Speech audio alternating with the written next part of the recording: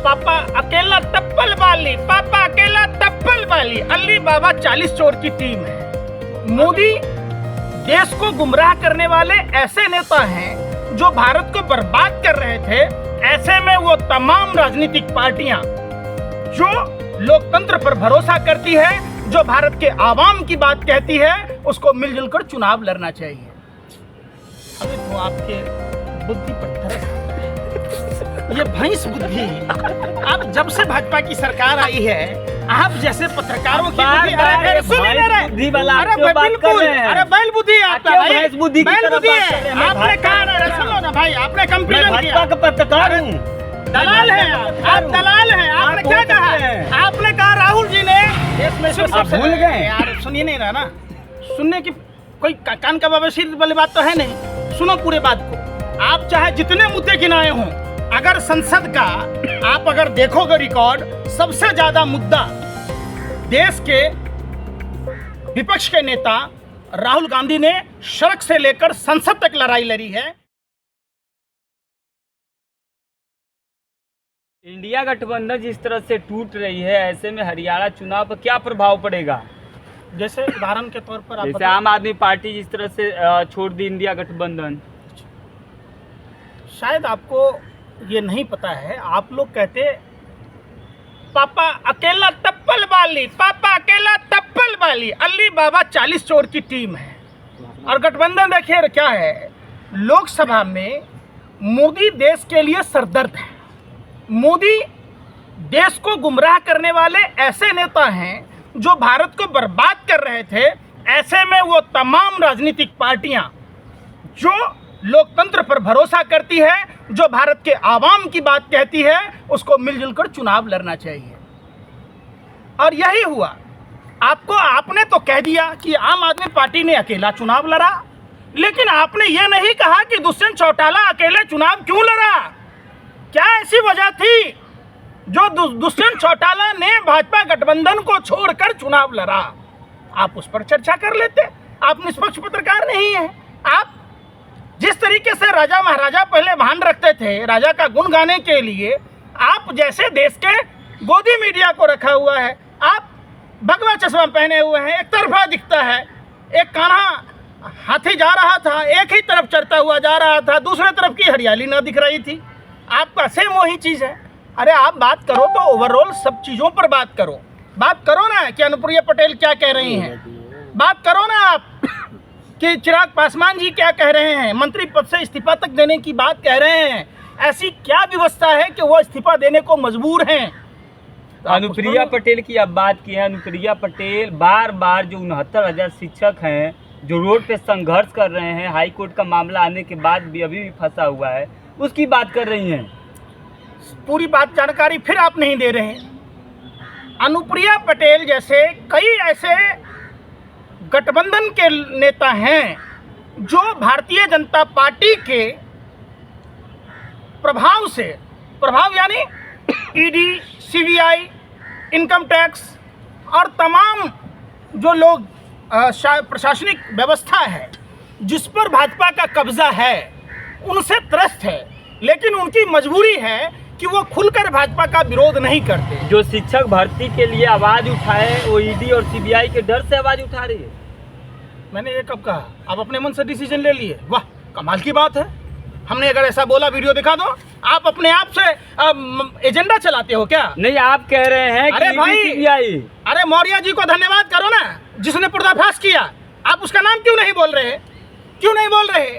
शर्म आ रही है बोलने में। सामने देखो। नहीं, मैं तो बोल रहा हूँ ना, मैं तो बार बार बोल रहा हूँ। जब नीच वाले बच्चे रोड पे संघर्ष कर रहे थे, मौर्य जी, स्वामी प्रसाद मौर्य की आप बात कर रहे हैं?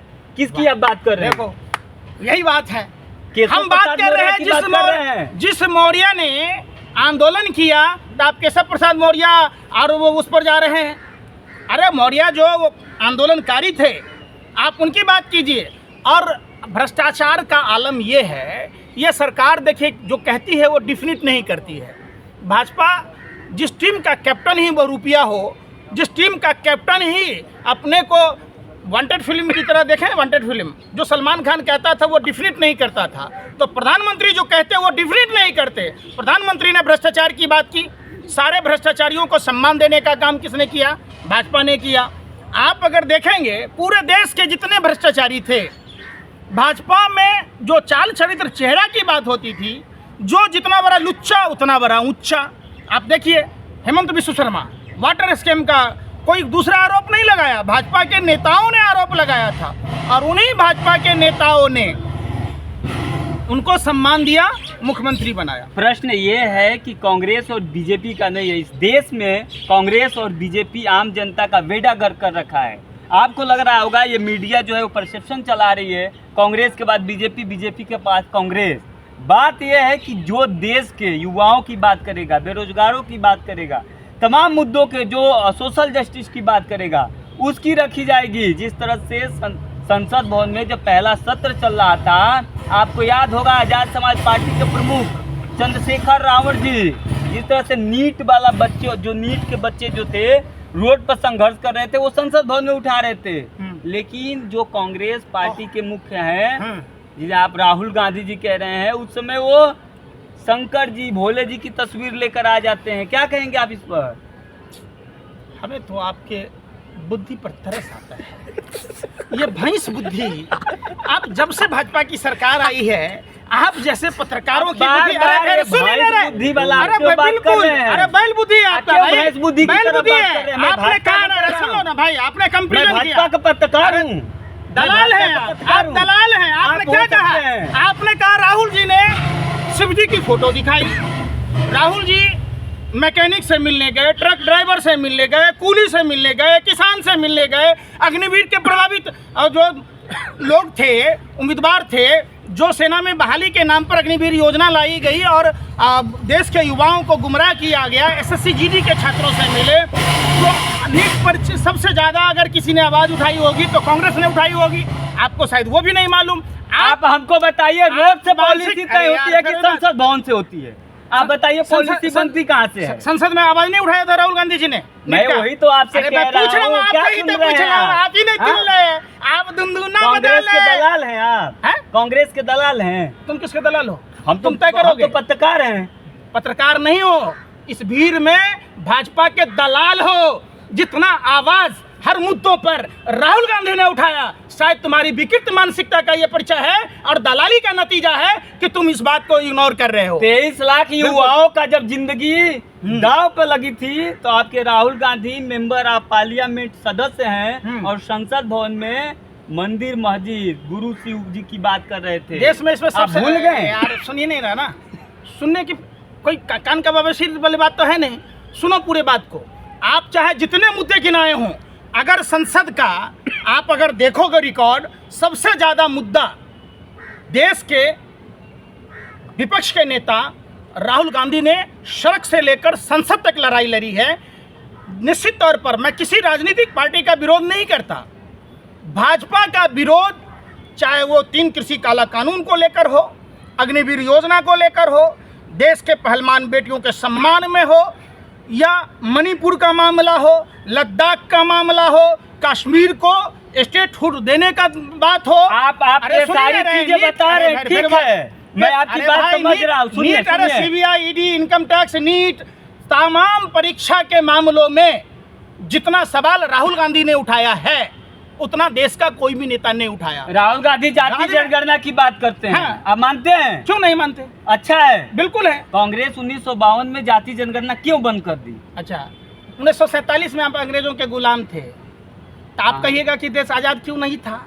देश का प्रधानमंत्री वहाँ झंडा क्यों नहीं फहराता था? अरे जब जो था उसको छोड़ो ना। मैं आजाद भारत की बात कर रहा हूँ। कितना अब आप अंग्रेजों की बात कर रहे हैं। किसने दिलाई? किसने दिलाई? बताइए। किसके बाप दादाओं ने जेल गया? कौन दिलाया देश को आजाद? कांग्रेस पार्टी ने दिलाया। कांग्रेस पार्टी के नेतृत्व में। हाँ, भगत सिंह, जो शहीद भगत सिंह किस पार्टी से थे? सुन तो लो, शहीद भगत सिंह किस पार्टी से थे? वही बात कह रहा हूँ, सबसे ज्यादा अगुवाई आप समझो। मैं आपसे पूछ रहा हूँ, भगत सिंह किस पार्टी से थे? गांधी जी किस पार्टी के थे? सुभाष चंद्र बोस किस पार्टी के थे? पंडित जवाहरलाल नेहरू किस पार्टी के थे? देखिए, नेतृत्व जो करता है, नेतृत्वकर्ता का नाम होता है। उसके बाद आप देखिए, ऐसा हम नहीं कह रहे कि भगत सिंह की फांसी कोई व्यर्थ थी, हम कंगना नहीं हैं। भगत सिंह, खुदीराम बोस, अशफाक उल्लाह खां, ठाकुर रोशन सिंह, तमाम पंडित राम प्रसाद बिस्मिल, चंद्रशेखर आज़ाद, सुभाष चंद्र बोस, सबके सामूहिक लड़ाई से, लेकिन आज़ादी की लड़ाई का नेतृत्व कांग्रेस ने किया। आप इग्नोर नहीं कर सकते, आप ये नहीं कह सकते कि देश की आज़ादी की लड़ाई कांग्रेस ने नहीं लड़ी। आप इग्नोर नहीं कर सकते। अगर आप करते हैं तो आप विकृत मानसिकता के लोग हैं। कांग्रेस ने अपनी कई पीढ़ियां देश के निर्माण में खोया है। देश के प्रथम प्रधानमंत्री पंडित जवाहरलाल नेहरू 11 बार से अधिक जेल गए। उनकी माता स्वरूप रानी को जब लाला लाजपत राय के साथ लाठियां खाई और उन्होंने देश के लिए शहादत दी। पंडित जवाहरलाल नेहरू की पत्नी कमला नेहरू जी ने शहादत दी। देश के जिस पंडित जवाहरलाल नेहरू की आप बात कर रहे हैं ना, इस देश का आम आवाम, आपको याद होगा सरदार पटेल को इस देश का प्रधानमंत्री मान लिया गया था। अच्छा, लेकिन ऐसा क्या हुआ, उसके पीछे की कांग्रेस की क्या नीति रही कि नेहरू जी को प्रधानमंत्री बनाया गया। ये पूरा देश जानता है। ये लौहपुर इसको जानते हैं। अरे भाई सब जानता है। सुन लीजिए, ये सब ज्ञान कहाँ से आता है? व्हाट्सएप यूनिवर्सिटी से है। व्हाट्सएप यूनिवर्सिटी से नहीं आता है, आपको आता होगा, आप ठेकेदारियों को आता है। सुन तो लो, ये एजेंडा चलाने का क्या मिलता है, ये मुजरा गाने का क्या मिलता है, आप समझो। आप बिल्कुल ये समझो कि सुभाष चंद्र बोस, सरदार पटेल और नेहरू में कोई मतभेद नहीं था। ये भाजपा, आरएसएस, संघी जनसंघ के लोगों ने, आप तो कहेंगे कि बाबा साहब से भी कोई मतभेद नहीं था। बाबा साहब को मंत्री किसने बना, किस सरकार में बने? तो बाबा साहब सरकार में बने, अधिकार के लिए लात मार दिया। पांच वो लोग कौन थे जो चुनाव हारने के बाद भी मंत्री बने? तुम एक आदमी को मंत्री बनवा दो मोदी सरकार में, बनवा दो। श्यामा प्रसाद मुखर्जी जो देश की आजादी की लड़ाई का विरोध करते थे, जो गार्ड की नौकरी लेते थे गोरे अंग्रेजों की मुखबरी करके, पंडित नेहरू की सरकार ने उनको भी मंत्री बनाया। ये आप अपने व्यूअरशिप के लिए, आप अपने एजेंडा के लिए आप कुछ भी कह सकते हैं। आप लोग कुछ भी कह सकते हैं। आप लोग इस देश को गुमराह कर रहे हैं। आप लोग, सब लोग जानते हैं कि इस देश में सबकी रक्षा संविधान करता है, लेकिन कुछ आप देख सकते हैं एक महान व्यक्ति हैं, ऐसे ही लोग कहते हैं कि हम लोग संविधान की रक्षा करते हैं और संविधान को बचाते हैं, लेकिन इस देश का 140 करोड़ जनता जानता है कि संविधान सबकी रक्षा करता है। मानते हैं आप इस बात को? अच्छा, देश में तो किसी को पता न था, ये तो नेशनल दस्तक की बदौलत ही पता चला। नहीं, हम आप कहाँ थे? आजादी की लड़ाई में थे। बाबा साहब अम्बेडकर साहब ने जो संविधान लिखा, ये सब जातीय उन्माद फैला के आप अपना चैनल चला रहे, व्यापार चला रहे। बाबा साहब जातीय उन्माद की बात कर रहे हैं, आपकी बात, बाबा साहब की बात कर रहे हैं। आप लोग जाति उन्माद करते हैं, बाबा साहब जातियों को देखिए, देश के दर्शक दिख रहे हैं, देश के दर्शक दिख रहे हैं कि हम बाबा साहब का नाम भी नहीं लिए और ये बाबा साहब का बोल रहे हैं, बाबा साहब का बोल रहे हैं, बाबा साहब का बोल रहे हैं। अरे भैया, देश का संविधान देश से नहीं, कुछ नहीं अरे होगा। भाई, देश का संविधान जान चुकी है। अरे आपका चैनल कितना बड़ा दलाल है ना, आप कितना मुद्दे को उखाड़ते ना, लोगों को बदनाम करते ना, ये पूरा देश जानता है कि आप एजेंडा चलाते, आप एजेंडा चला रहे। हम लोगों को भाई चीज बताते हैं, कोई नहीं। हम लोगों बाबा साहब अम्बेडकर का संविधान हिंदुस्तान के लोग मानते हैं, और जो भी पार्टी की सरकार बनेगी सब संविधान पर हाथ रखकर कसम खाता है। लेकिन आप यही भावना उखाड़ के लोगों को गुमराह करके, ऐसा हुआ ना, ऐसा हुआ ना। आप कलकत्ता पर नाच रहे थे ठुमका, उत्तराखंड पर एक शब्द नहीं बोले। बिहार में इतने बलात्कार हुआ नहीं बोले कि अभी बिहार में गा रहे हो। हम कहाँ कुछ बोले? बाबा साहब का संविधान पूरा देश मानता है। आप मानते हैं? देश का राष्ट्रीय ग्रंथ है, क्यों नहीं मानेगा? क्यों नहीं मानेगा? तो फिर और हमने संविधान की लड़ाई लड़ी है। जो संविधान आपकी रक्षा करता है, क्या आप उसकी रक्षा करते हैं? आप उसकी रक्षा करते हैं, क्यों आपकी रक्षा करता है? बाप आपको पैदा किया या आप बाप को पैदा किए? जैसे भाजपा के लोग कहते हैं हम राम को लाए, तो राम को कैसे ले आएगा?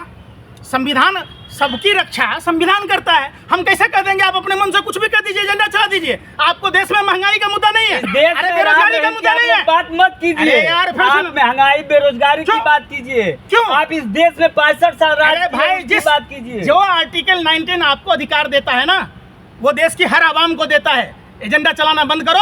देश में महंगाई, बेरोजगारी, भूखमरी, महिला सुरक्षा, सरहदों की सुरक्षा, उस पर सवाल करो। इस पर सवाल करेगा, इस पर बात कौन करेगा? कहाँ करोगे? आपको फुर्सत ही कहाँ है? आपको तो पीओ में से हिरण जोशी कांग्रेस और बीजेपी के जितने भी लोग हैं वो सिर्फ एजेंडे पे बात करते हैं, हिंदू मुस्लिम की बात करते हैं, संवैधानिक उन्माद फैलाने की बात करते हैं, और कांग्रेस और बीजेपी इस देश का बेड़ा गर्क कर दी है। आप मानते हैं इस देश की बात को? ये आप मानते होंगे, हम तो नहीं मानते। देश के चाहे जिस पार्टी की सरकार रही हो, देश के नवनिर्माण में वो सब भारत के निर्माण में अपना योगदान दिया, आप उसको इग्नोर नहीं कर सकते। और संविधान पर हाथ रख के ही कसम खाकर वो शपथ लेते हैं, और आप अपने हिसाब से उछल कूद के कोई भी मुद्दा बना दो। तो आपको मैंने क्या कहा? मोदी जी भी यार संविधान सुनिए की रे, शपथ खाते हैं। मैं क्या कह रहा हूँ सुन तो लो। आप मणिपुर पर एक बार चर्चा किए, आप सोनम वांगचुक पर कोई चर्चा किए, आप जिस संविधान की आप बात करके उत्तेजना फैला रहे, संविधान को पूरा भारत मानता है, और जो भारत का नागरिक होगा उसको संविधान मानना होगा। संविधान लोग मानता था, मानता है, और जब तक ये देश है तब तक संविधान है, संविधान को मानता रहेगा। ये सुनो, ये सब चीज़ें नहीं होती। चीज़ें क्या होती है, जिस संविधान से देश चल रहा है, क्या वो संविधान में दिए हुए अधिकारों के तहत क्या सरकार उसका अनुपालन कर रही है? रोजगार पाना भी संवैधानिक अधिकार है, शिक्षा पाना संवैधानिक अधिकार है, स्वास्थ्य का हक संवैधानिक अधिकार है, और तमाम जो आप देख रहे हैं देश में समस्याएं हैं, हर आदमी को संविधान ने बरोबर का हक दिया है, और उसके तहत आदमी को लड़ना चाहिए। 65 साल में आप लोग कितने लोगों को अधिकार दिए हैं? 65 साल में आप लोग कितने लोगों को अधिकार दिए? आप 2014 में पैदा लिए हैं कि पहले पैदा लिए? 1950 में संविधान लागू हुआ, तो क्या संविधान के तहत ही तो आप शिक्षा ग्रहण किए होंगे, तभी तो आप आज पत्रकार हैं। अगर संवैधानिक अधिकार नहीं होता तो आज आप पत्रकार नहीं होते। फिर आप इस विषय को मिसगाइड नहीं कीजिए। आज अगर जितने लोग हैं, आप कंगना की का बात सुनकर ये कर रहे हैं, देश में डॉक्टर हैं, इंजीनियर हैं, परमाणु परीक्षण हो चुका, एम्स बना, IIT IIM बना, कई यूनिवर्सिटी बने, कई जिले राज्य बने, कई लोग मुख्यमंत्री बने, कई प्रधानमंत्री बने, ये सब संवैधानिक अधिकार के तहत बने। और आप उस चीज़ को दिग्भ्रमित कर रहे और संविधान का सहारा लेकर अगर इस तरीके की बात कह रहे। संविधान की जानकारी भारत के 140 करोड़ आवाम को है, और भारत की जनता जानती है कि संविधान क्या है, संविधान किसने लिखा, और इसलिए आज संविधान राष्ट्रीय ग्रंथ ही नहीं, पूरे भारत का दिल का सिरमौर है। चलिए, तो ये क्या नाम है इनका? पंकज। तो ये पंकज जी थे, जिस तरह से बता रहे हैं कि संविधान जो है वो सबकी रक्षा करता है, लेकिन ये कांग्रेस पार्टी से आते हैं। कांग्रेस पार्टी से आते हैं कि नहीं? देखिए, फिर आप यही बात है, जब इन जैसे पत्रकारों से सवाल अगर सरकार के खिलाफ करेंगे तो ये किसी न किसी पार्टी से टैग कर देंगे। क्या एक आम नागरिक को शासन सत्ता से सवाल पूछने का अधिकार संविधान नहीं देता है? फिर आप संविधान पढ़े नहीं? आप देता है या नहीं देता है? मैं पूछता हूँ क्या, अगर एक बात बताओ, कांग्रेस पार्टी आपको नहीं पूछती है, इसका क्या मतलब आप देश के बारे में कुछ भी कह देंगे? तो आपको नहीं पूछती है कांग्रेस? मैं एक बात पूछ रहा हूँ, जवाब दीजिए। हम देश के नागरिक हैं, और एक नागरिक होने के नाते देश के शासन सत्ता में जो भी पार्टी बैठी होगी उससे सवाल पूछना एक नागरिक का अधिकार और कर्तव्य दोनों है। संविधान अधिकार और कर्तव्य की बात कहती है, कभी जाके पढ़ लेना, अगर नहीं पढ़े हो तो जाके पढ़ना अधिकार और कर्तव्य क्या है भारत के नागरिक। मैं आपसे ये पूछ रहा हूँ इंटरव्यू देने के लिए कि आप किस पार्टी से बिलोंग करते हैं, कि सोशल एक्टिविस्ट हैं? भारत की जनता को किसी पार्टी की सदस्यता लेना जरूरी नहीं है सरकार से सवाल पूछने के लिए। अगर किसी पार्टी में मैं होता तो उस पार्टी के संगठन का जो हमारा पद होता, हम जवाब आपको बताते कि हम इस पार्टी में हैं। एक नागरिक, एक मतदाता होने के नाते सत्ता में बैठे हुए लोगों से सरकार पूछना, और देश के जो सत्ता में मठाधीश बैठे हैं उनका महिमन मंडा करने वाले देश के दलाल मीडिया के पत्रकारों को जवाब देना एक आम भारतीय का नैतिक कर्तव्य है।